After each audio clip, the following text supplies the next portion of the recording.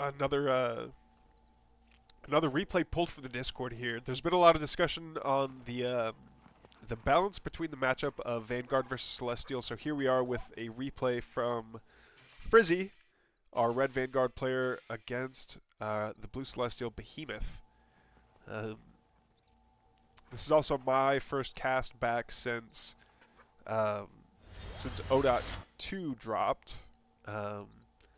And happy holidays. It's actually, I think it's Christmas back in the U.S. as I'm broadcasting this, but it is the day after Christmas for me. So, Merry Christmas to anyone watching this, and if it's after Christmas, well, I hope you had a happy holidays or whatever you celebrate. And anyway, I'm not going to say the whole paragraph. I hope you're all doing well. How about that? I hope that works out better.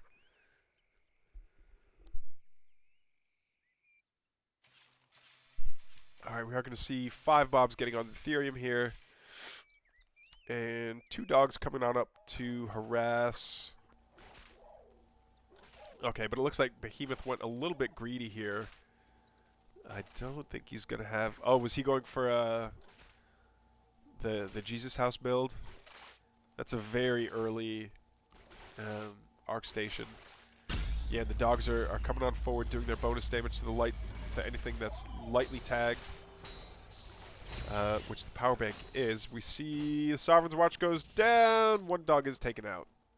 That's actually kind of big, considering, you know, at these low numbers, the percentage of DPS that you lose just by losing one dog is pretty big. All right, now this big pack of dogs is going to take on this health camp. It's going to take it out pretty easily. But do we see anything coming out of the creation chamber yet? No, we don't. Now, is he still sitting on... Okay, so there's the second array going down. There's the 3rd array that's going to go down. I would almost say with that many dogs, you would almost want to post one up at each of the Luminite mines just to body block and get a feel for when your opponent's there. Not to mention that, like, one morph core isn't, like, it takes a long time to kill 1 dog with a morph core. You could cycle out dogs and just, like, you can body block those Luminite mines for a long time with a high enough number of dogs. Alright, but now that the Kree are out, the Kree are a great anti-light unit. And I think those are going to be really problematic. Or they could be pretty problematic for the Vanguard player to deal with. Another Sovereign's Watch gets popped, dropping Behemoth well to the red energy. Does immediately drop down another. Oh man, okay. I was gonna say they're both, the dogs and the Kree are both anti-light units, but the dogs are way less expensive. Okay, so we see a lot more Kree getting queued up here. Meanwhile, back at home, Frizy's not going for an expand yet, but is starting to make exos, which is also an interesting choice, seeing as that there's no heavy units on the field just yet. But do you see a Starforge being built? I wonder if that's going to be for vectors or... I mean, it's got to be for vectors, right? There's nothing that there's nothing that Behemoth has seen that would indicate that he should be getting sabers. Kree are gonna roll on back home. Where's that Guardian Nexus at?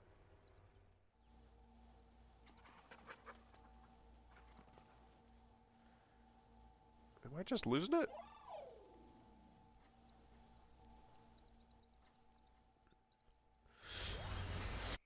It was built right here. Gotcha. Okay. Alright, the dogs and the Exos are going to take out the Vision Camp as well. A couple of those dogs are going to run to the Fields of Catcorn. Which, by the way, if you don't know what that is, just zoom into the cornfields and you'll see what I mean.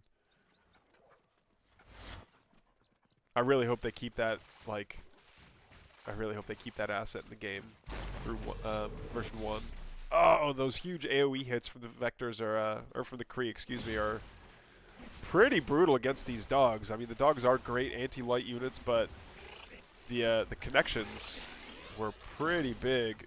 Oh, they do manage to dodge most of the shots anyway.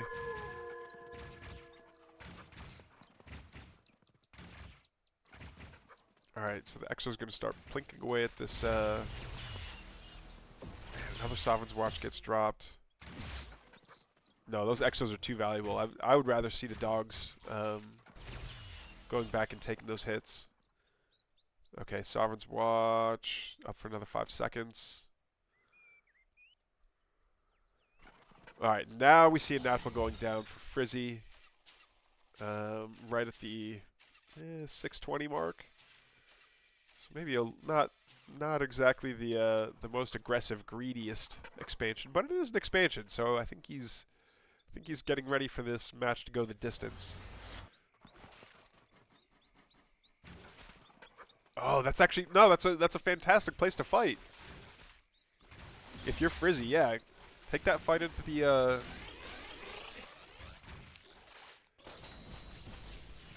take that fight on the health on the regen.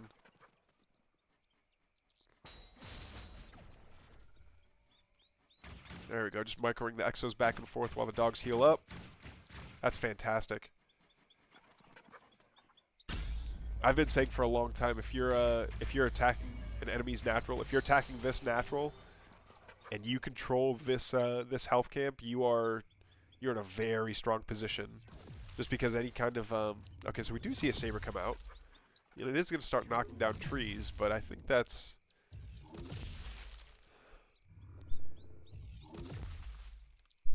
Well, I guess it doesn't really matter, but no, it is to his advantage now that he's got the siege unit up. It's, you know, that the health camp is nice to have if you've got siege units of your own, but if you're outranged, you don't want to just be sitting there. Oh, the Saber does get caught out though, and now that the health camp is reset, no one's getting that benefit.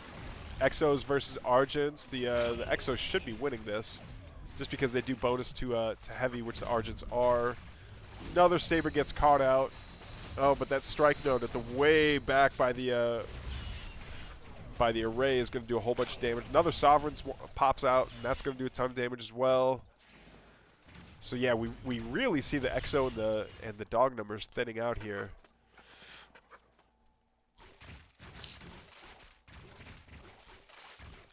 Again, excuse me guys, I do apologize. I know I've been like sniffling on microphone. But the sooner I get better, the sooner I'll sound better. So, send me your thoughts and prayers. Send me some orange juice. Send me some I don't know, some Motrin or some Tylenol or something, because we're getting there. A nice little lemon throat lozenge. That'll be the first thing on my Amazon wish list. Is just like cold medicine. I keep getting sick. I don't know why. I know I lost my voice for the soup tournament as well, and I was like, sorry guys, this never happens. And then here we are a month later. I'm sick again. Alright, so it looks like that entire Vanguard force is going to get cleaned up. And that's a lot of Celestial that's out on the map now. And that's not a whole lot of defense for Frizy. But Behemoth doesn't know that. Behemoth doesn't know that the entire Vanguard army is 3 Exos. Well, 5 Exos. Well, 5 Exos and 2 Lancers. Okay, so it is starting to get up to be a respectable defensive force here. Sentry post in the Hab. Actually, this is the first game I've cast since the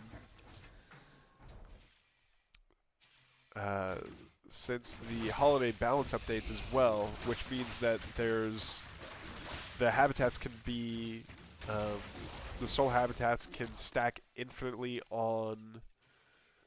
I think it depends on the sentry post, like not infinitely on repair medics and heal stations or med stations, but in terms of turrets, yeah, like a buzzsaw cannon or a flat cannon, you can build soul habitats all around them, and it'll I mean, the rate of fire goes through the roof. But we do see a Hornet on the field now, which is pretty cool. All right, all those Shadow Mastiffs are going to swing and miss. with their telegraphed attacks. Oh man, that one Lancer is taking some hits. Does get an emergency promote. But now Frizy's down to 2 orbital energy. And I don't think we see... No, we don't. Man, 12 bobs on a Therium patch is quite a bit. I think the Therium got a graphical update too. There's like texturing on it. There's like stripes on the Therium. That's interesting.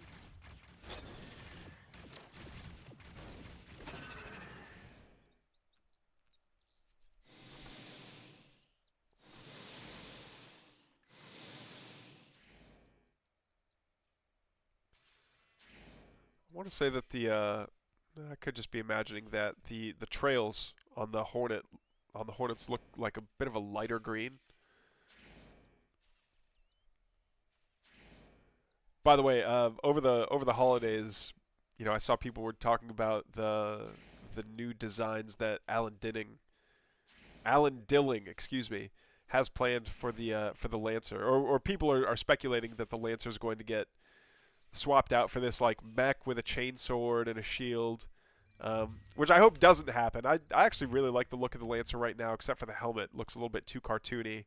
But it wasn't until I was like staring at the helmet that I realized that if you ever watched Toonami on Cartoon Network as a kid, tell me the helmet for the Lancer doesn't look like Toonami Sam's helmet. Yeah. Anyway, that's like I didn't notice it until now. I don't know if that's on purpose or not, but it is really cool. All right, the Hornets come back from some kind of a little skirmish. They looked like they were zooming back with an RTB command to get repaired up. Meanwhile, back here. Okay, so we do see an Ascension Matrix, so there should be an Arc Fortress. Not there should be an Arc Fortress, but we have the potential for an Arc Fortress.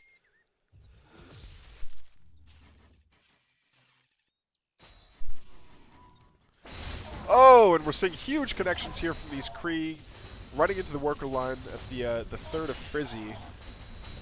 And Frizy doesn't have a whole lot of response to this. Oh, one of the Hornets did get grounded by the Cabal there, and it does get very quickly picked off. Both Hornets actually got picked off, but the Lancers are rushing forward.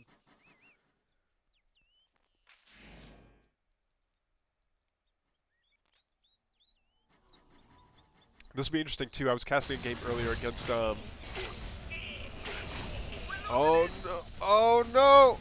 Yeah, that's all. This is too much. This is too much like anti-light for the this Vanguard force to be taking here. Yeah, and there's the GG from Frizy. Oh, that's cool. Look at that.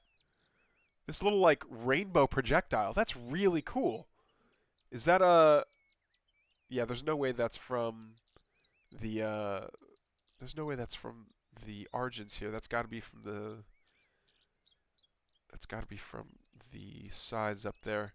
Anyway, yeah. Thanks for the submission, or well, thanks for putting up on the Discord anyway. Next game.